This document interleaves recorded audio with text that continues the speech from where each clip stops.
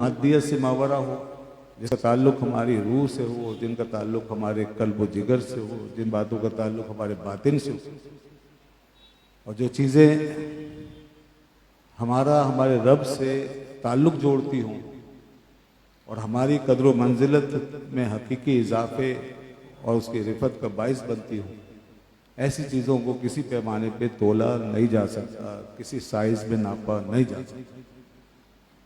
उन हकीकतों और उन अकदार में जो सबसे बड़ी चीज़ है वो इल्म। इल्म एक ऐसी हकीकत है कि जो हमारी इस मादी दुनिया से मावरा है, जो हमारे अंदाज़ों, हमारे पैमानों से, हमारी पैमाइशों से मावरा है। इल्म थोड़ा हो या ज़्यादा हो, इस पूरी कायनात से बेहतर है, इस मादी दुनिया से बेहतर है, इस मादी दुनिया से अफजल है। इल्म इल्म है। इल्म की हकीकत बहुत बड़ी है, इल्म का मकाम बहुत बड़ा है। इल्म को हम मकूला कम से नहीं, मकूला कैफ से जानते हैं। मकूला कम वो होता है जिसकी मिकदार होती है, जिसको नापा जा सकता है, जिसको तोला जा सकता है। मकूला कैफ वो है जो हर पैमाइश से बात कर रहा है। इल्म मकूला कैफ। इसलिए हमारे दीन में भी सबसे ज्यादा अहमियत और सबसे ज्यादा बुजुर्गी और शराफत इल्म को हासिल है, क्योंकि दीन जो है असल में ये अजसाम का कम और अरवाह और अकदार का ज्यादा है।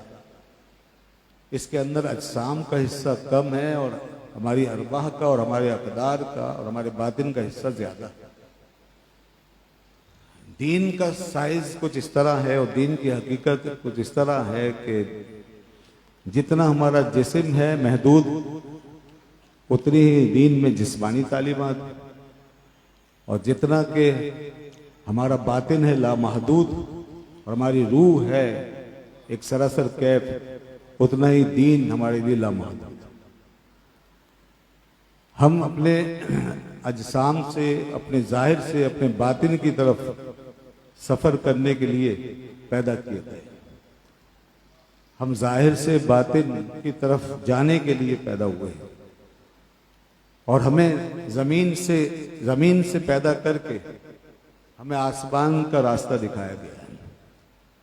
हमें पस्ती में उतार कर बुलंदी की तरफ कूच करने को कहा गया है।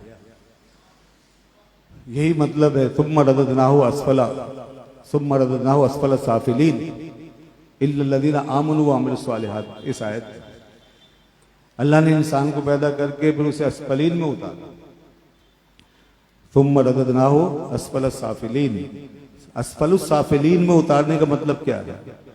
यानी इस मादी दुनिया में, इस हैवानी दुनिया में, इस ज़ाहिरी दुनिया में हमें उसे उतार दिया। फिर उसके बाद फरमाया इल्लल्लज़ीना आमनू व अमिलुस सालिहात। फिर हमें ईमान और अमल सालेह के जरिए से इस अस्फलुस साफिलीन से निकल जाने का हुक्म है कि इससे अब उठो और ऊपर की तरफ जाओ, बुलंदियों को छूने की कोशिश करो। लेकिन इंसान बुलंदी पर नहीं जा सकता जब तक कि उसके पास कोई मजबूत दस्ता ना हो, कोई ऐसी रस्सी ना हो, कोई जीना ना हो कि जिसके जरिए से वो ऊपर चढ़ सके। और वो ऐसी चीज होनी चाहिए जिसका एक सिरा यहां से जुड़े और दूसरा सिरा बुलंदी की इंतहा पर पहुंच रहा हो। तो अब इस सिलसिले में दुनिया में जितनी भी चीजें हमें ऊपर ले जाने की बात करेंगी और हमें इस सफर से गुजारने का दावा करेंगी, उसमें हमें ये जरूर देखना होगा कि आया उनमें ये कैपेसिटी है या नहीं, वो हमें वाकई बुलंदियों तक पहुंचा सकती है या नहीं। एक तरफ हमारे मादी दुनिया का जाल बिछा हुआ है और ये दुनिया के उलूम व फनून है, ये मादी कायनात है, मादी तरक्कियां हैं। ये भी हमें इसी तरह दावा करती नजर आती है और हमसे यही कहते हैं कि हम तुम्हें बुलंदियों तक पहुंचाने वाले हैं, हम इंसानियत को बुलंदी दे रहे हैं, बुलंदी तक पहुंचा रहे हैं, इंसान को मेराज करा रहे हैं। मगर उनकी मेराज ज्यादा से ज्यादा जमीन से शुरू होकर किसी सैयारे तक पहुंच सकती है, कि चांद सूरज तक पहुंच सकती है, बस ये उनकी आखिरी हद है। वो जमीन से उठकर ज्यादा से ज्यादा हवाओं को छू सकते हैं, हवाओं में पहुंच सकते हैं, हवाओं की सैर कर सकते हैं। वो खुश्की से निकलकर पानी में तैरना सीख सकते हैं। इससे ज्यादा कुछ भी नहीं। एक प्रोफेसर हुए मगरबी दुनिया के, बाद लोग बड़ी जबरदस्त बात करते हैं और हकीकत को छू लेते हैं। उसका नाम है प्रोफेसर जॉर्ज। उसने इंसानियत का जब ये तमाशा देखा कि इंसान ये किस किस्म की छलांगे मार रहा है, और ये जो उछल कूद इंसान कर रहा है कि ऊपर जाता है फिर नीचे आता है, ये इल्मी और साइंसी तरक्की की रोशनी में, तो प्रोफेसर जॉर्ज ने कहा कि हमने परिंदों की तरह हवाओं में उड़ना सीखा है। अब तक जो तरक्की की है वो ये है कि हमने परिंदों की तरह हवाओं में उड़ना सीखा है और हमने मछलियों की तरह पानी में तैरना सीखा है। लेकिन अफसोस अफसोस कि अब तक हमने इंसान बनकर जमीन पे चलना नहीं सीखा। ये उसने बड़ी जबरदस्त चोट की है आज के इंसान, आज के तरक्की याफ्ता इंसान और इस नाम नेहाद तरक्की पर। ये तरक्की बिल्कुल इसी तरह की है कि यहां इंसान का सब कुछ बुलंद होता नजर आता है। मादी तरक्की इंसान को जाहिरी ताकत कुव्वत अता करती दिखाई देती है। जाहिरी तौर पर उसको एक हाइट पर हम पहुंचता हुआ देखते हैं, कुछ फासले तय करता हुआ देखते हैं, कुछ रफ्तार बढ़ी हुई देखते हैं, यहां तक कि रोशनी की रफ्तार से ज्यादा उसकी रफ्तार हम देख रहे होते। मगर हम बड़ी बुनियादी चीज है जिसको हम लॉस्ट देखते हैं, जिसको गायब देखते हैं, और फिर हम इस इंसान को असफलुस साफिलीन में ही पड़ा हुआ देखते हैं, और वो ये है कि इंसान अपनी इंसानियत को गुम कर चुका होता है। वो इस सारी भागदौड़ में, इस उछल कूद में और इन तमाम उरूज और इर्तिका के इन सिलसिलों में कहीं इंसानियत को खो कर बैठा हुआ होता है। ऊपर जाने वाली चीज सिर्फ उसका जिस्म है, हवा में उड़ने वाली चीज भी उसका जिस्म है, पानी में तैरने वाली चीज भी उसका जिस्म है, इन मादी रोशनियों में भी उसका जिस्म चमका है, और ये तेज रफ्तारी और बग रफ्तारी भी सिर्फ उसके जिस्म की हद तक है। मगर इस सारे तमाशे में, इस पूरे खेल में, इस पूरे सिनेरियो में उसकी रूह कहां है, उसका बातिन कहां है, उसकी इंसानियत कहां है? तो वो लॉस्ट है, वो गायब है। उस लिहाज से इंसान बड़ी ठोकरें खा रहा है और आज भी वो भटका हुआ, बज़ाहिर रोशनियों का सफर कर रहा है मगर अंधेरों में भटक रहा है, बज़ाहिर बुलंदियों पे पहुंच रहा है मगर पस्तियों में गिर रहा है, पस्तियों के अंदर लुढ़क रहा है। बज़ाहिर बहुत तेज है, स्पीड उसकी तेज है, मगर हकीकत में वो पीछे जा रहा है। दुनिया बस वो जाहिर को देख रही होती है। और यही वजह है कि आज के मुआशरे में एक चिड़िया के बच्चे से लेकर हाथी तक के मसाइल हल हो सकते हैं और किए जा रहे हैं, और इंसान की जाहिरी दुनिया के हवाले से हर चीज का सॉल्यूशन पेश किया जा रहा है, मगर इंसान के हकीकी मसाइल, उसकी असल तिश्नगी, उसकी असल तलब को एड्रेस ही नहीं किया जा रहा, उसके असल मसाइल पर वो मौजू ही नहीं बनाया जा रहा। बल्कि अब तो इंसान को उसकी हकीकत से बिल्कुल आरी समझ लिया गया है और इंसान को बिल्कुल उन हकायक से बहुत दूर करके ले जाके फेंका जा रहा है। इस दौर में जो कुछ हो रहा है वो मैं आपकी खिदमत में एक मुख्तसर अंदाज से सिर्फ सतही तौर पे चंद एक इशारात आपके गोशगुजार करता हूं। इस वक्त दुनिया, पूरी दुनिया किस दौर में दाखिल हो चुकी है, ये मैं खास तौर पे तलबा, उलमा किराम तो माशाल्लाह ये सब दीदावर लोग हैं, इनके जहन रोशन हैं, ये तो खुद इंसानियत की महराज पर बैठकर काम कर रहे हैं और आपको इस सब दर्स दे रहे हैं। हमारे तलबा को, हमारी जनरेशन को, आज के लोगों को ये मालूम होना चाहिए कि दुनिया कहाँ जा रही है और वो किस सफर में महावे सफर है और किस रास्ते में, किस फजा में महावे परवाज है। दुनिया इस वक्त पोस्ट मॉडर्न एज में दाखिल हो चुकी है। ये पोस्ट मॉडर्निज्म का जमाना है इस वक्त, जिसको माँ बाद जदीदियत कहा जाता है। माँ बाद जदीदियत का ये दौर है जो इस वक्त चल रहा है। ये फिक्री और नजरियाती तौर पर इंतहाई तबाहकुन दौर है। ये इसकी तबाही को जानना जरूरी है आपके लिए, तब तो आप दीन की कोई खिदमत कर सकते हैं और आज की नस्लों के लिए कोई काम कर सकते हैं और उनको दीन अपना उनके लिए बचा सकते हैं, उनका दीन बचा सकते हैं, उनके फिक्र को बचा सकते हैं। ये इतनी बड़ी तबाही का जमाना है कि इससे पहले तसव्वुर भी नहीं था। हमारी इस दुनिया में एक तबाही उस वक्त आई थी जब मॉडर्निज्म का दौर शुरू हुआ। मॉडर्निज्म भी देखिए, पहले मॉडर्निज्म का दौर आया था। दुनिया के ख्याल में वो कदामत से निकलकर जदीदियत में दाखिल हो गए और पूरी दुनिया ने जब एक मादी करवट ली थी और साइंसी इनकलाब आया था, यही मादी और जिस्मानी इनकलाब जिसकी मैंने अभी शुरू में वजाहत की, तो उन्होंने जब इस रास्ते पे कदम रखा तो उन्होंने ये समझा, बड़ी नादानी और बेवकूफी के साथ ये समझा कि हमने पिछले सारे जमाने को पीछे धकेल दिया। यानी बल्फाज दीगर नऊजुबिल्लाह अंबिया का जमाना, औलिया का जमाना, जिसे हम असलाफ का जमाना कहते हैं, जो कुरून उला हैं, जो हमारे लिए इंसानियत का सरचश्मा है, वो उनके बकौल के वो एक बैकवर्डनेस हो गया, वो सब कदीम हो गया, कदामत में गायब हो गया। मुफ्ती मुनीबुर रहमान साहब मुफ्ती आजम पाकिस्तान तशरीफ ला चुके हैं।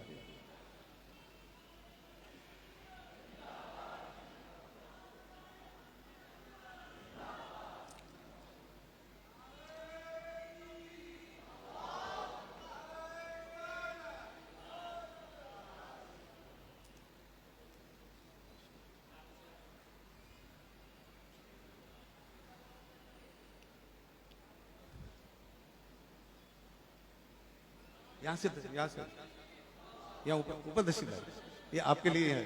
अच्छे से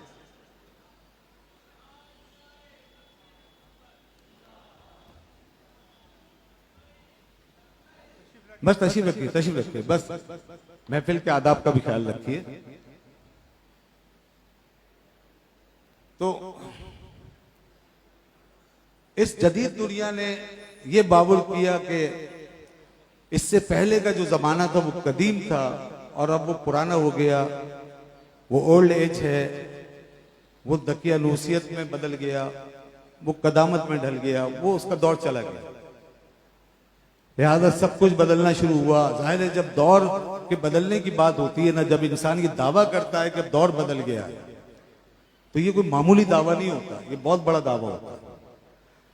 जब इंसान बहुत बड़ी तैयारी, हमागीर तैयारी और हमागीर इनकलाब के साथ दुनिया में आता है, तो फिर वो जमाने को बदलने की बात करता है।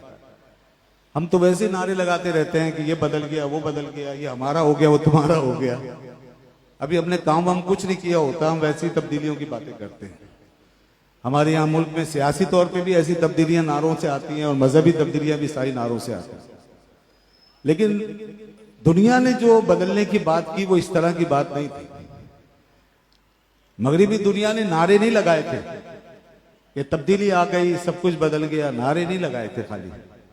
उन्होंने बहुत बड़ी तैयारी की, उन्होंने एक अचीवमेंट की, उन्होंने मादी दुनिया में एक इनकलाब बर्पा किया। उन्होंने साइंस और टेक्नोलॉजी की ताकत से काम लिया। उन्होंने इल्म को बुनियाद बनाया, एक किस्म के इल्म को। उन्होंने इंसान की जो असल रग है उस पर हाथ रखा। जो इंसान की, जो इस दुनिया की असल ताकत है, उस ताकत के सरचश्मे को उन्होंने दरियाफ्त किया।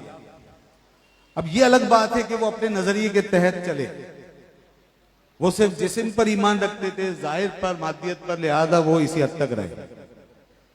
मगर जिस हद तक वो ईमान रखते थे उस हद तक उन्होंने एक जबरदस्त दरियाफ्त से काम लिया। बहुत बड़ी इजाद के मरहले में वो आए और पूरी दुनिया के लिए उन्होंने एक नया सेटअप तैयार करके फिर उस नई दुनिया के अंदर दाखिल हुए। तो उन्होंने सिर्फ नारा नहीं लगाया, उन्होंने तब्दीली की सिर्फ बात नहीं की, सिर्फ दावा नहीं किया, बल्कि अमलन दुनिया को तब्दील करके दिखाना शुरू कर दिया। और जब दुनिया उनके जेरे साया, उनके जेरे असर तब्दीली के मरहले से दो चार हो गई और इस तब्दीली के जेरे असर आ गई और वो इस मादी ताकत और मादी उलूम व फनून के जरिए से पूरी दुनिया पे छा गए और इसको हमारी सबसे बड़ी जरूरत बनाकर जब उन्होंने मनवा लिया, फिर उन्होंने कहा कि अब दुनिया बदल गई, अब दुनिया एक नए दौर में दाखिल हो गई है। इसका नाम है मॉडर्न एज। और जब एज बदला, जमाना बदला और ये मॉडर्न एरा आया, तो उसके बाद उन्होंने क्या किया, उन्होंने पुराने जमाने की सारी टर्म्स को, टर्मिनोलॉजी को, सारी अकदार को, तमाम इस्तिलाहात को और तमाम तारीफात को, डेफिनेशंस को, सब चीजों को बदल दिया। उन्होंने इंसान की भी एक नई तारीफ पेश कर दी और कहा कि इंसान वो है जो एक जिस्म रखता है, जो मादी ख्वाहिशें रखता है, जो अपने अंदर बहुत सारी आरजुएं रखता है, उसके कोई नफ़े हैं, कोई नुकसानात हैं जिनके साथ वो जिंदगी गुजारता है, उसकी कुछ तरजीहात हैं, उसके अंदर एक अकल है, फहम है, शूर है, जो उसकी सबसे बड़ी हकीकत है और उसकी बुनियाद पे पूरी कायनात की तौजीह कर सकता है। उन्होंने इंसान में अकल को दरियाफ्त करके गोया और अकल को सबसे बड़ा मयार करार देके दुनिया को एक नए मयार की तरफ माइल किया और नई तरजीह इंसान की मुतारफ कराई। ये तरजीह अकली थी, ये तौजीह अकली थी, ये मयार अकली थी। और यूं उन्होंने फिर तमाम जो रूहानी तौजीहात थी, मजहबी तौजीहात थी, उनके अपने निजाम में पर्चे उड़ाना शुरू कर दिए। उन्होंने हर चीज के मादी असबाब दरियाफ्त करके कहा कि ये इस शय की आखिरी हकीकत है। इंसान जहां जहां हर शय के साथ खुदा का तसव्वुर जोड़ के चलता था और रूहानी तौजीहात के जरिए से दुनिया की उक़्दा कुशाई करता था, और इंसान जहां जहां बातनी एतबार से और रूहानी एतबार से दुनिया को समझता था और फिर वो रूहानी अप्रोच को अपनी महराज करार देता था, जिसका मैंने शुरू में जिक्र किया, वहां उन्होंने मादियत पर एंड कर दिया और कहा कि देखो ये हमने अब तुम्हें पर्दे के पीछे से दिखा दिया है कि इस पर्दे के पीछे कोई खुदा नहीं है, बल्कि ये एक और हकीकत है जो तुम्हारी आंखों से अब तक पोशीदा थी, वो हम तुम्हें दिखा रहे हैं। इसका रीजन ये था, इसका कॉज ये था, इसकी वजह ये थी। ये देखिए ये साइंस कहां तक पहुंची। ये जो इनकलाब आया, मॉडर्न एज आया, उसने सबसे बड़ी तबाही कहां मचाई। उन्होंने ये कहा कि ये जो पर्दे के पीछे अब हम दिखा रहे हैं, बस यही आखिरी हद है, यही खुदा है। हम इससे पहले ये कहते थे और कहते हैं और हमारा ये अकीदा है कि मिसाल के तौर पर बारिश अल्लाह के हुक्म से होती है। उन्होंने बारिश के असबाब बताकर साइंटिफिकली साबित करके कह दिया कि ये है बारिश की वजह, बारिश इसलिए होती है। इससे पहले हम ये कहते थे और हम आज भी कहते हैं और हमारा ये अकीदा है कि मुर्गी के अंडे से जो चूजा निकलता है वो अल्लाह ही निकालता है, बेशक वो रब की ताकत है। उन्होंने एक मादी हकीकत का को मुनकशिफ करके और अंडे के अंदर तश्कील पाने वाले बच्चे के पूरे प्रोसेस को दरियाफ्त करके ये कहा कि देखो ये जो बच्चा अंडे में बना है, इसकी चोंच में एक नीडल पैदा हुआ है, एक सुई नुमा चीज पैदा हुई है, जिसने के ऊपर अंडे के खोल पे ठोंक मारी है और उससे वो जो उसका गिलाफ टूटा है, वो कवर टूटा है, तो वो बाहर आ गया। तो इसमें खुदा कहां है, वो ये कहने लगे। इस तरह की उन्होंने बहुत सारी बातें की, चंद एक मिसालें। उन्होंने हर चीज का रीजन निकाला सिर्फ इस वजह से। इसीलिए आज साइंस गुमराह क्यों करती है इंसान को, जब इंसान इस मादी नजरिए से साइंस को पढ़ता है, जब वो इस चीज को आखिरी तौजीह समझता है और मॉडर्न एज के अंदर गुम होकर के जब वो साइंस और फलसफे को पढ़ता है, तो वो खुदा को छोड़ बैठता है और खुदा को भूल जाता है। और इसीलिए स्टीफन हॉकिंग ये कहता रहा आखिरी जमाने तक, जो अभी मरा है कुछ साल पहले, कि मुझे इस कायनात में खुदा नजर नहीं आ रहा, इसलिए कि उसकी नजर सिर्फ इस कायनात के मादी असबाब तक जाके ठहर गई थी। इस मॉडर्न एज ने बड़ी तबाही मचाई। इसने बहुत सारे लोगों को, आलम इस्लाम के बेशुमार लोगों को दीन इस्लाम से बरगश्ता कर दिया, बल्कि दीन इस्लाम जिस बुनियाद पे खड़ा है और सारे मज़ाहिब जिस बुनियाद पे खड़े हैं उन बुनियादों को उसने हिलाया, उनके जहनों को। क्या मगरिब, क्या मशरिक, क्या इस्लाम, क्या क्रिश्चियनिटी, क्या जूडिज्म, हर मजहब से ताल्लुक रखने वाला अपनी जगह हिल गया। बेशुमार लोग वो हिल गए, वो लर्ज़ा बरअंदाम हो गए, मुतज़लज़ल हो गए, उनमें बेशुमार सेकुलर हो गए और एक जंग छिड़ गई दुनिया से, एक नई जंग जिससे इससे पहले कभी वास्ता नहीं पड़ा था। वो जंग शुरू हो गई, एक एरा की जंग, एक जमाने की जंग। एक जमाना दूसरे जमाने से पूरा टकरा गया था। ये हुआ है मॉडर्न एज में। हर चीज की बुनियाद अकल को करार दिया जाता था और हर इस पूरी कायनात के तमाम मामलात में तो इधर आए सवाल, मैं डिस्टर्ब हो रहा हूं, माफ कीजिएगा। इस कायनात के सारे मामलात के अंदर उन्होंने अकली और मादी तौजीहात इस तरह पेश की कि लोगों का ईमान लर्जा बरंदाम हो गया। कोई 500 साल से ये तहरीक दुनिया में बरपा थी और ये पूरा 500 साल का दौर हमारे उलमा के लिए एक आजमाइश था। इस दौर में बड़े बड़े उलमा, मुजद्दिदीन, मुफक्किरीन आए, उन्होंने इस जमाने का मुकाबला किया। सलाम पेश कीजिए उन अजीम हस्तियों को जिन्होंने इस जमाने में इस मादी दौर के इनकलाब से टकरा करके इन सारी तब्दीलियों का मुकाबला करके इस्लाम की रूहानी अक़दार को जिंदा रखा, जिन्होंने इखलास के साथ आगे बढ़कर बड़े ब्रॉड माइंडेडनेस के साथ, बहुत वसीउल कल्बी के साथ दीन का काम किया। इसमें उन लोगों का कोई किरदार नहीं, जमाने से टकराने वाले वो लोग नहीं बन सकते, ना बन सके कि जिन्होंने अपने आप को छोटे छोटे कैद खानों में रखा, जो सिर्फ मस्जिद की चार दीवारी में महदूद रहे, जिन्होंने सिर्फ खानकाहों में बैठकर कुछ ज़रबे लगाना सीखी। इस मैदान में मुकाबला करने वाले जो मुजाहिद आगे आए हैं, जिन्होंने इस पूरे जमाने के सामने अपने जमाने को बचाया है, अपने दौर को, अपने एरा को बचाया, अपने अक़दार को बचाया, उनमें एक बहुत बड़ा नाम शाह वलीउल्लाह साहब मुहद्दिस देहलवी का है। शाह वलीउल्लाह मुहद्दिस देहलवी के कारनामे पढ़िए, उनके जहन, उनकी फिक्र को पढ़िए कि वो भी एक हमारे ही अंदर से पैदा होने वाली एक हस्ती है, मगर उनका जहन इतना आफाकी जहन था और आने वाले जमाने पर उनकी ऐसी गरित और नजर थी कि जो वो बात कर रहे थे आज से 200 साल पहले, जो वो लिख रहे थे, जो वो दुनिया को दे रहे थे, वो आज तक दुनिया के काम आ रहा है। उन्होंने किताबें लिखी, हुज्जतुल्लाहिल बालिगा उनकी ऐसी किताब है जो आज के साइंसी दौर के अंदर, इस मॉडर्न दौर के अंदर मुकाबला करने के लिए एक बेहतरीन हथियार है। उनकी अजमत को सलाम कीजिए। वो अपने वक्त के बहुत बड़े मुफक्किर थे। उन्होंने एक पूरा गुलिस्तान आबाद किया, एक वलीउल्लाही सिलसिला इल्मी और फिक्री वो उनके यहाँ से जारी हुआ, जिससे हजारों लाखों लोग वहां से फैजियाब होकर आज तक निकलते आ रहे हैं।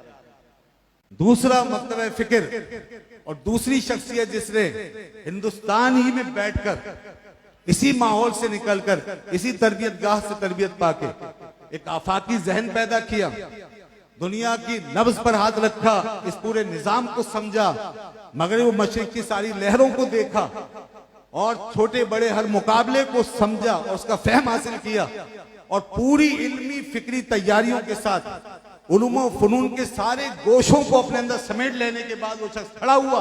और जब खड़ा हुआ तो इस आहंग से उसने बात की कि उसकी बात भी पूरी दुनिया पे पहुंची और एक कोने में पहुंची और उसने दुनिया के हर मौजू पर बात की। वो किसी सब्जेक्ट और किसी मौजू से घबराया नहीं, वो किसी बहस में पीछे नहीं हटा, जिसने हर बातिल पर हमला किया, पलट के हमला किया, अटैक भी किया और काउंटर अटैक भी किया। उस शख्स का नाम, उस हस्ती का नाम जो एक आसमान बनकर फिर तुलू हुआ, उसका नाम इमाम अहमद रजा खां फाजिल बरेलवी है। ये इमाम अहमद रजा की हमागीर इल्मियत की शान थी, उनका हमागीर जहन था जो उस जमाने के मुताबिक इस तरह बरुए कार आया और इस तरह वो मैदान में उतरे हैं कि उन्होंने दुनिया के सारे मसाइल को एड्रेस किया है, या तकरीबन बहुत सारे मसलों को, बेशुमार मसाइल। उस जमाने में पेश आने वाली कोई बहस, कोई डिबेट, कोई मसला जो उनकी बारगाह में पहुंचता था, इमाम अहमद रजा का कलम ऐसा नहीं होता था कि वो रुक जाए। हर मौजू पर कलम उनका चला है और उन्होंने बजा फरमाया कि मुल्क सुखन की शाही तुमको रजा मुसल्लम, जिस समत आ गए वो सिक्के जमा दिए।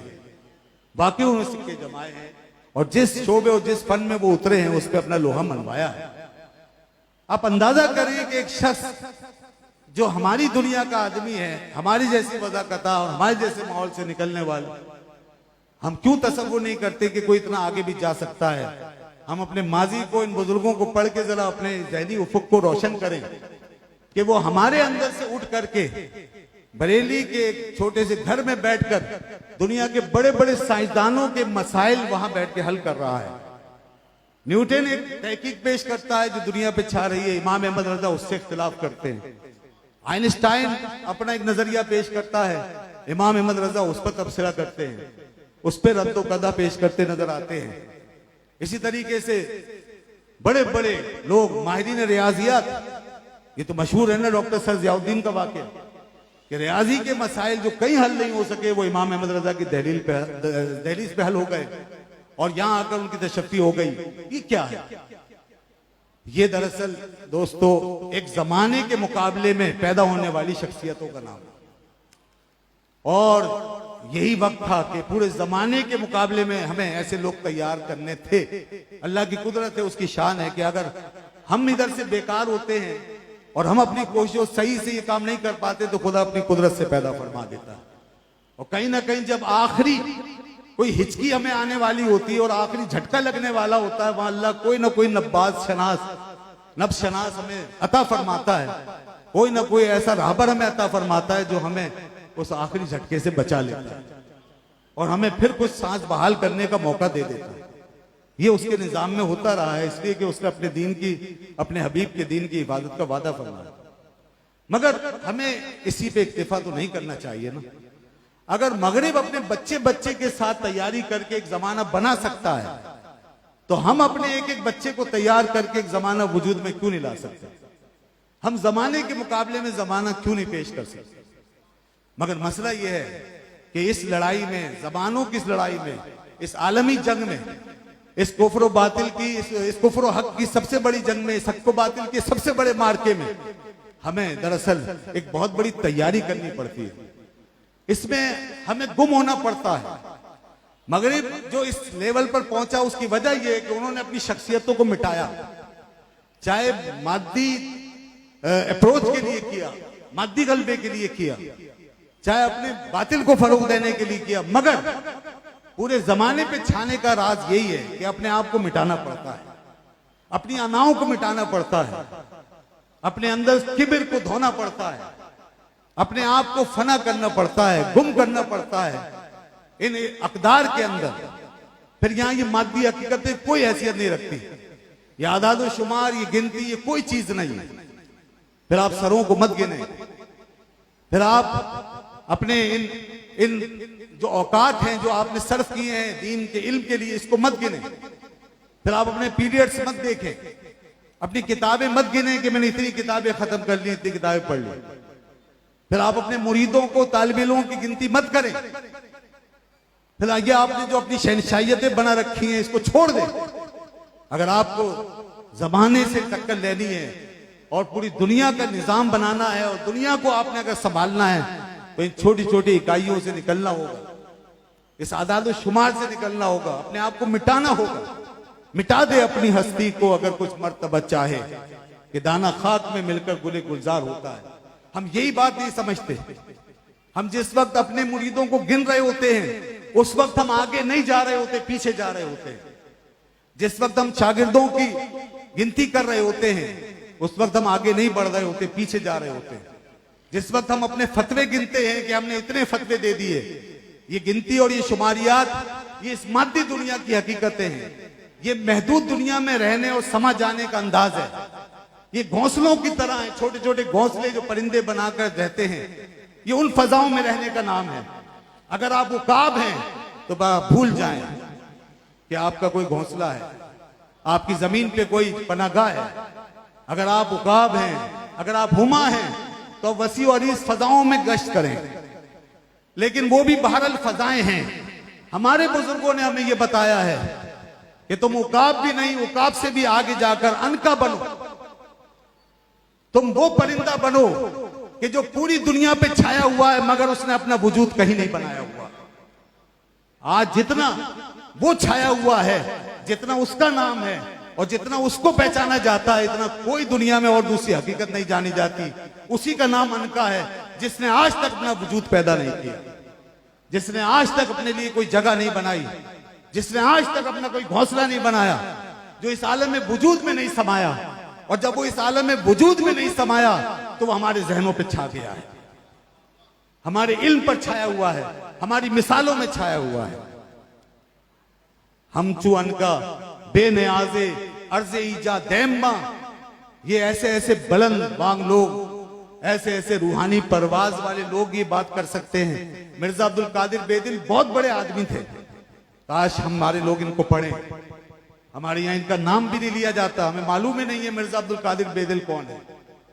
और जिनको पढ़ा जाता था मौलाना रूम और इन बड़ी बड़ी हस्तियों को, उनको भी आज हमने गुम कर दिया। मगर इन्होंने हमें बताया था कि तुम्हारा हकीकी मंजिल क्या है। वो फरमाते हम चू अनका बेनियाजे अर्ज़े ईजा दैम्मा, हम तो अनका की तरह हैं।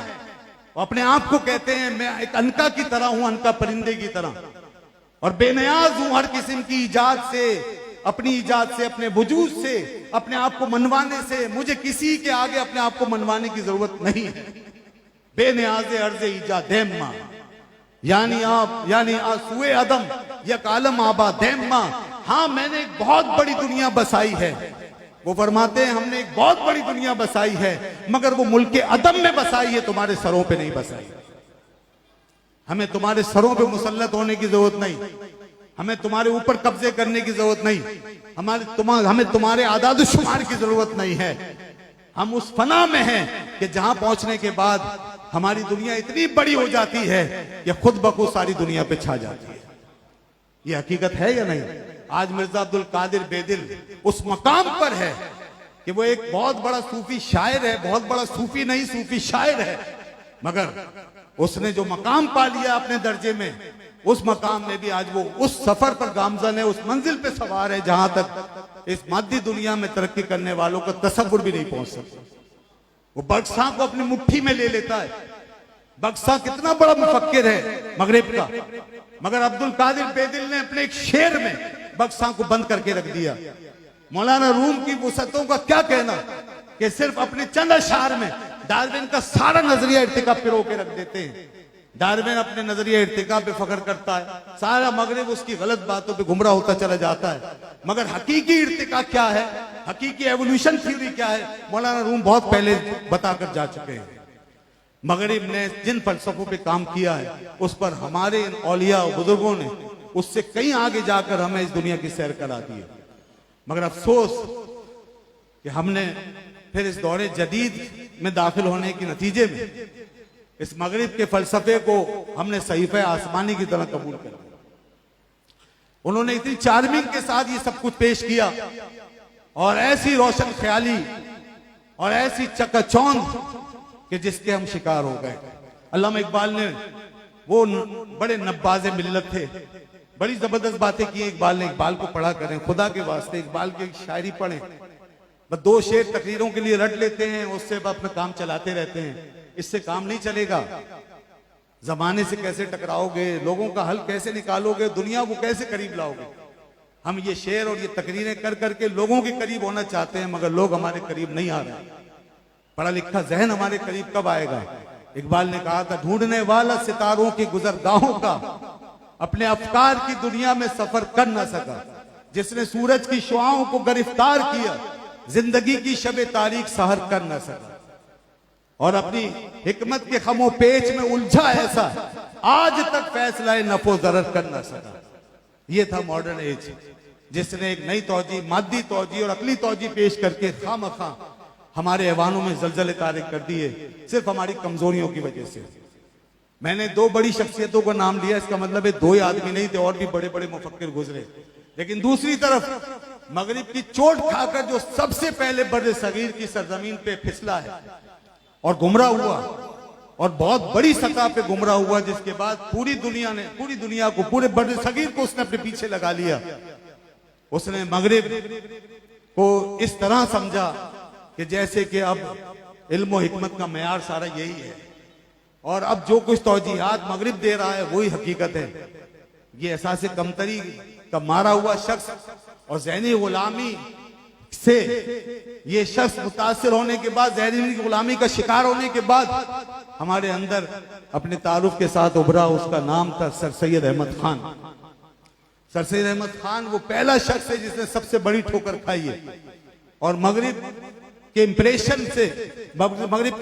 में आकर उससे मुतासिर होकर, एहसास कमतरी का शिकार होकर उसने मजहब की सारी तौजीहात को मगरिब के अंदाज में ढाल दिया और उन सारी बातों को रद्द कर दिया जो मजहब की बुनियाद पर पेश की जाती थी। मौजे का उन्होंने इनकार किया, करामतों का उन्होंने इनकार किया, मेराज का उन्होंने इनकार किया, जन्नात के वजूद का उन्होंने इनकार किया और हदीस की हुज्जत का उन्होंने इनकार किया। जितने फितरे निकले इस दौर में मॉडर्निज्म, मॉडर्निटी के नाम पर, अकलियत के नाम पर, अफसोस के साथ कहना पड़ता है कि उसके ताने बाने सर सैयद अहमद खान की फिक्र से जुड़े हुए।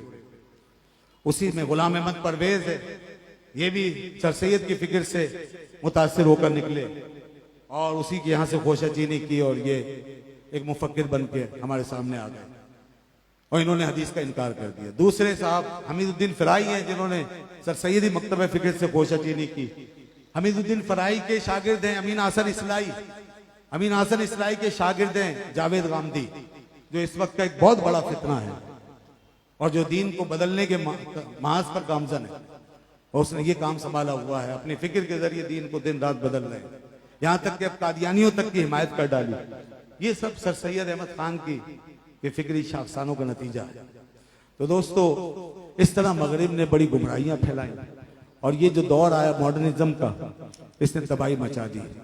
मगर बहरहाल इसकी तबाही फिर हमें महदूद नजर आती है जब हम उससे अगले दौर में दाखिल होते हैं, क्योंकि मगरिब ने कम से कम किसी न किसी बुनियाद को तो माना था, चाहे अकल की बुनियादी से, अकल की बुनियाद पर दुनिया की तौजी की, अकल को माना, अकल को बुनियाद बनाया। तो कम से कम हमें उसमें इतना रास्ता मिला कि इस्लाम की जो बातें अकल में आ सकती थी हमने उनकी अपनी तौजीहात कर करके दुनिया को पेश की। ये काम हुआ नहीं हुआ? अब तक हमारे यहाँ अकली तशरीयात का जोर था और हर चीज को हम अकल की बुनियाद, यहाँ तक के बाद लोग तो इतना आगे निकल गए कि जहां अकल की गुंजाइश नहीं वहां भी उन्होंने अकल को जबरदस्ती मुसल्लत किया। क्यों? इसलिए कि मगरिब ने बुनियाद बनाया था अकल को। ये मॉडर्निज्म था। इसीलिए लोगों ने तसव्वुफ का इनकार किया कि वो अकल के मेयार पे पूरा नहीं उतरता।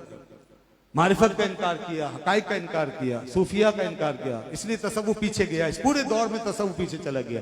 खुद परवेज ने किताब लिखी है हकीकत तसव्वुफ के नाम से, उसमें उसने तसव्वुफ का पूरा मजाक उड़ाया है। अल्लामा इकबाल भी हालांकि बहुत बड़े मुफक्किर थे, बहुत बड़े मुफक्किर थे, इसमें कोई शक नहीं, उनके बहुत से मुस्बत पॉइंट्स हैं। मगर इकबाल भी कहीं ना कहीं, चूंकि इकबाल की पूरी तरबियत मजहबी माहौल की नहीं थी, ज्यादातर मजहबी माहौल की थी, मगर कहीं कहीं वो भी ठोकर खाते हैं और वो खामखा हाफिज शिराजी से टकरा जाते हैं, वो वहातुल वजूद से टकरा जाते हैं। इकबाल वहातुल वजूद को नहीं मानते थे और मोहिउद्दीन इब्ने अरबी के बारे में उनका गुमान अच्छा नहीं था। इसी तरह हाफिज शिराजी के वो कायल नहीं थे, उनके बारे में बहुत सख्त अल्फाज इस्तेमाल करते हैं, उन्हें भेड़िया तक कह देते हैं मुसलमानों के अंदर।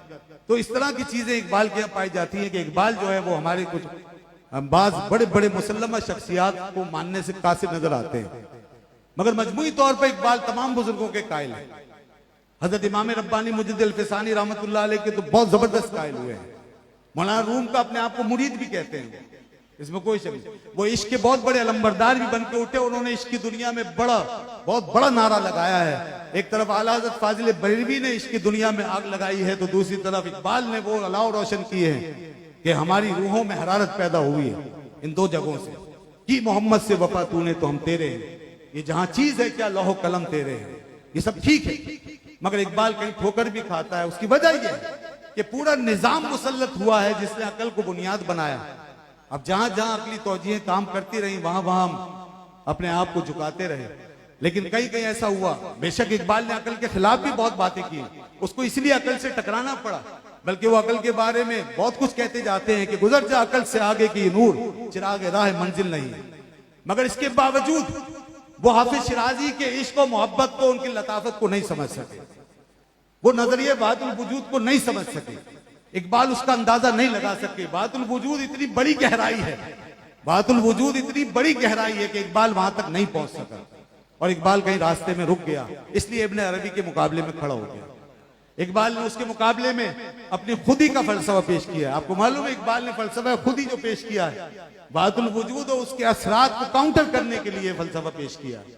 ये इकबाल का एक सेटबैक है, ये उसके यहाँ एक कमजोरी है। हमें ये बातें मालूम होनी चाहिए। मैं कोई इकबाल का मुखालिफ नहीं हूं और ना मैं ये समझता हूं कि इकबाल से कोई फायदा नहीं हुआ। इकबाल से बहुत फायदा हुआ है, उसके अशार से हमारा बहुत कुछ मिला है, मगर जाहिर सी बात है कोई भी हुज्जत नहीं होता है। बड़े बड़े अहले इल्म से इख्तिलाफ हो सकता है, तो इकबाल क्या है। तो बहरहाल ये एक मसला था। मैं ये अर्ज कर रहा हूं कि एक दौर का असर यहां तक पहुंचा है, तो हमने जहां तक हो सका मुकाबला किया। मगर जब अब आइए मैं कंक्लूजन की तरफ आ रहा हूं। अब इस वक्त हम जिस दौर में दाखिल हो चुके हैं वो पोस्ट मॉडर्निज्म का दौर है। ये माँ बाप जदीदियत का दौर है। और माँ बाप जदीदियत का मतलब यह है कि पहले तो अकल का दौर आया था, तो रूहानी निजाम को उड़ा के फेंका था उन्होंने और उनको ठुकरा दिया था। और उसके बाद फिर अकल का दौर छा गया और हर चीज अकली तौजीहात के तहत आ गई और तमाम डेफिनेशन मुतय्यन हो गई और अकल की रूह से एक निजाम बन गया पूरी दुनिया में, एक मादी हकीकत के ताबे होकर। मगर पोस्ट मॉडर्निज्म जब आया तो उसने अकली तौजीहात के पर्च से उड़ा दिए। अब जो दौर है ये किसी अकली डेफिनेशन को भी नहीं मानता, ये किसी मुसल्लमा हकीकत का कायल नहीं है। माँ बाप जदीदियत जो मगरिब पे इस वक्त छाया हुआ है और जिसके बड़े बड़े जो दाई हैं, इसमें मिशेल फोको है। मिशेल फोको इसका सबसे बड़ा दाई है। उसने ऐसे नजरियात पेश किए अपनी किताबों के अंदर के जिनका मुकाबला करना अब दुनिया के लिए चैलेंज है, दरीदा है। उसने खतरनाक नजरियात पेश किए हैं। इपस्टीम का जो नजरिया, एक इल्मी दौर के बदल जाने का जो नजरिया है, ये बहुत खतरनाक बात है, जिसकी रूह से उन्होंने सारी बिसातें लपेट दी हैं। और अब वो ये कहते हैं कि हम ऐसी एपिस्टीम में दाखिल हो चुके हैं कि जहां पर कोई चीज अपनी जगह फिक्स नहीं है। यानी अब सुनिए अब बात, अब आपका असल किरदार और आपके लिए असल महाज क्या है, ये सारी डेफिनेशन को उड़ा के फेंक देते हैं, ये सारी तारीफों का इनकार करते हैं, ये किसी प्रिंसिपल को नहीं मानते, किसी उसूल को नहीं मानते, ये किसी हकीकत को मुसल्लमा नहीं मानते। ये कहते हैं सब कुछ चेंजेबल है, कोई चीज एग्जिस्टेड नहीं है, कोई चीज एस्टेब्लिश नहीं है, चाहे रूहानी सतह पर हो, चाहे अकली सतह पर हो, चाहे मजहबी सतह पर हो, चाहे मॉडर्न सतह पर हो, कोई चीज एस्टेब्लिश नहीं है। हर चीज मुतगय्यर है, तगय्युर पजीर है, बदलने वाली है। और मैं आपकी खिदमत में अर्ज करूं, ये इतनी बड़ी गुमराही इनको कहां से लायक हुई। ये इस दौर में एक ऐसी मजबूरी बनकर जाहिर हुई है। ये असल में एक मजबूरी का सौदा है, क्योंकि साइंसी इजादात ने हमारे जहनों पर, हमारी फिक्रों पर कब्जा किया। इसमें सबसे ज्यादा खतरनाक इजाद इंटरनेट है, मोबाइल है। इंटरनेट और मोबाइल के बेतहाशा इस्तेमाल ने और उसके अंदर हर वक्त आने वाले चेंजेस ने, हर वक्त बदलने वाले मनाजिर ने, आप जब बैठते हैं उसके सामने तो हर वक्त तब्दील होता देखते हैं, हर चीज को तब्दील होता देखते हैं। मिनटों सेकंडों से भी कम अरसे में सब कुछ बदलता है। कोई चीज आपकी निगाहों में एग्जिस्ट नहीं करती, कोई स्टैब्लिश नहीं करती, कोई हकीकत रह नहीं पाती। यहां से एक जहन बनता है हर इंसान का, जो हर वक्त एक चेंजेबल चीज को देखता रहता है। तो यहां से इंसान मजबूर हुआ है ये समझने पर कि हर चीज चेंजेबल है, जो चीज आज कायम है वो हकीकत में कायम नहीं है। जो तारीफ तय हुई है ये तारीफ हकीकी नहीं है, इसके अंदर तब्दीली की गुंजाइश है। इन जालिमों ने इस तब्दीली के बाद जितने भी अल्फाज हैं, जितनी भी टर्म्स हैं, जितनी भी इस्तिलाहात हैं, उनके अंदर से मानी की रूह निकालकर फेंक दी है। मिसाल के तौर पर वो ये कहते हैं, आप जिस लफ्ज़ मर्द के नीचे एक हकीकत को पाते हैं, ये सिर्फ आपकी मफरूजा हकीकत है, वरना ये कोई ऐसी हमेशा की कायमशुदा हकीकत नहीं है। आप मर्द के पीछे से इस हकीकत को निकाल दें तो उसके बाद मर्द बमाना औरत हो जाएगा, औरत बमाना मर्द हो जाएगा, इसमें कोई फर्क नहीं पड़ेगा। आप औरत को मर्द कह सकते हैं, मर्द को औरत। आपने ये तय कर दिया, मानव मीनिंग तो तय हो गया। ये कोई पत्थर की लकीर नहीं है, इसको जब चाहे बदल दे। अब बताइए बात कहां तक जाती है। हमारा सारा इल्हामी सहीफा, इल्हामी दीन, सारा ये काम, दीन, सारे नजरियात, सारी थ्योरी, ये सारा खड़ा हुआ है लफ्ज उसके माना पर, इस्तिलाहात पर और तारीफों पर, डेफिनेशन पर। और आज का ये जमाना इन तारीफों का, इस्तिलाहात का मुनकिर है। ये इसको कोई हकीकत नहीं देता, वो इस चीज को मानते ही नहीं है। वो कहते हैं ये सब कुछ तब्दीली के काबिल है और ये सब हमने वजह किया हुआ है, इसको बदल दें, ये बदल जाएगा। ये उनकी बहुत बड़ी गलतफहमी है। लिहाजा वो अपने अंदर इन सारी चीजों को बदलने में मसरूफ हैं। उनकी किताबों से इस बात की तायीद होती है कि अब सारे निजाम बदलो, सारी फिक्र बदलो, सारी तारीफात बदलो, इस्तिलाहात बदलो और एक ऐसे दौर में इंसान को ले जाओ कि जहां इंसान इस जमाने के साथ साथ चले, जब जिस तरह चाहे समझकर उस तरह चले, जो चीज उसके जहन में आए वो करे और पूरी आजादी के साथ जिंदगी गुजारे। पहले मॉडर्निज्म ने इंसान को मजहब की गिरफ्त से आजाद करवाया और उसके बाद आज पोस्ट मॉडर्निज्म ने इंसान को अकल और मादी उसूलों की गिरफ्त से भी आजाद करा दिया, तमाम इल्मी गिरफ्तों से आजाद करा दिया और इंसान को एक ऐसी आजाद फजा में खड़ा कर दिया है जहां इंसान बिल्कुल मुतलकुल इनान होकर अपनी मर्जी का बादशाह बन के चल सकता है। वो किसी इल्म फिक्र का पाबंद नहीं, किसी के मातहत नहीं, किसी के पीछे चलने वाला नहीं, वो खुद सब कुछ है। जो चाहे वो दावा करे, जो वो मान लेगा वही हकीकत है, जो नहीं मानेगा वो नहीं। यहां तक इंसान को पहुंचा दिया गया है और मगरिब में इस वक्त इस तरह के इंसान दुनिया में बड़ी तादाद में तैयार होकर सामने आ रहे हैं और मीडिया और उनके तमाम तालीमी इदारे अब ये चीजें आगे बढ़ा रहे हैं और इसको एजुकेट कर रहे हैं, इसकी एजुकेशन दे रहे हैं। अब बताइए आप इसकी रोशनी में इस जमाने के मुकाबले में ये असरात हमारे यहाँ मिन्नो ना सही मगर एक हद तक हमारे यहाँ आ रहे हैं। आज आपके यहाँ इल्हाद और बेदीनी क्यों फैल रहा है, मुझे ये बताइए आप। ये कॉलेजों में, यूनिवर्सिटियों में इल्हाद और बेदीनी इतनी जबरदस्त तरीके से पहले कभी नहीं फैला, इसलिए कि इल्हाद और बेदीनी नाम है एक मुसल्लमा हकीकत को ठुकरा देने का। इल्हाद बेदीनी का मतलब है आजाद, अब आप जिसका चाहो मजाक उड़ाओ, ये बहुत आराम से फैल रहा है।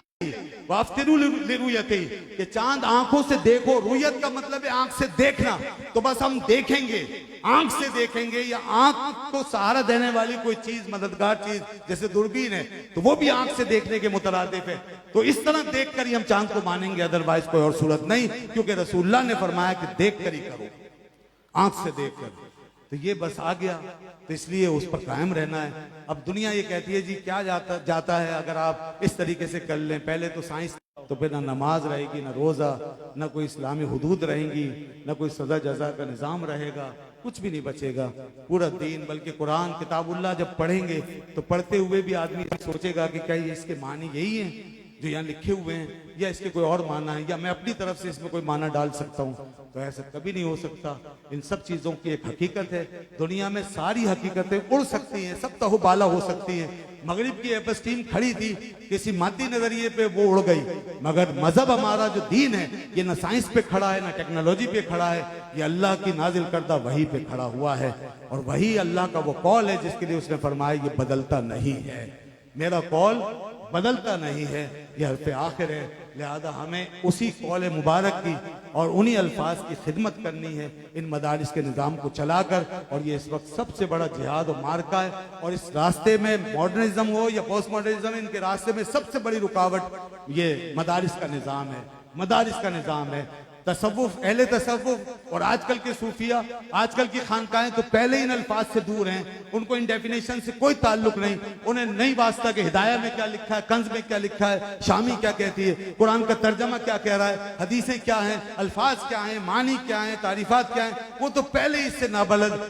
ये इस दौर के आलिम बनने जा रहे हैं, लिहाजा अपनी जिम्मेदारी को समझें और इस निज़ाम को बचाएं और इस दुनिया के सामने आने की वाली एक सलाहियत पैदा करें ताकि आपके जरिए से आज के दौर के मुताबिक खिदमत अंजाम दी जा सके।